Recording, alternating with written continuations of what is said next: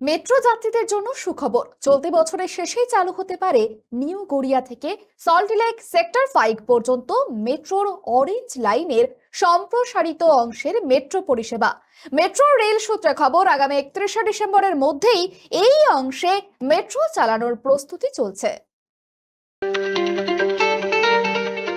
কলকাতার দক্ষিণ ও পূর্ব অংশের যোগাযোগ ব্যবস্থায় বড় পরিবর্তন আনতে চলেছে মেট্রো রেল। নিউ গড়িয়া থেকে সল্টলেক সেক্টর 5 পর্যন্ত অরেঞ্জ লাইনের সম্প্রসারিত অংশে চলতি বছরই চালু হতে চলেছে মেট্রো পরিষেবা। মেট্রো রেল সূত্রে খবর, আগামী 31শে ডিসেম্বরের মধ্যে এই অংশে মেট্রো চালানোর প্রস্তুতি চলছে। নিউ গড়িয়া থেকে সল্টলেক সেক্টর 5 মেট্রো চালু হলে দীর্ঘ যাত্রাপথ প্রায় 35 মিনিটে সম্পূর্ণ হতে পারে। অরেঞ্জ লাইন প্রকল্পের অন্যতম গুরুত্বপূর্ণ অংশ চিংড়িঘাটা এলাকার মিসিং লিংক। এই অংশের প্রায় 366 মিটারের কাজ আগেই শেষ হয়েছিল। এখন 335 মিটার কাজের মধ্যে আর মাত্র 31 মিটার অংশের কাজ সম্পূর্ণ হতে বাকি রয়েছে।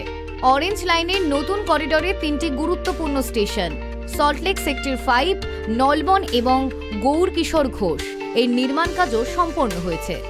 তবে যাত্রী পরিষেবা চালুর আগে কমিশনার অফ রেলওয়ে সেফটির পরিদর্শন ও প্রয়োজনীয় অনুমোদন নিতে হবে।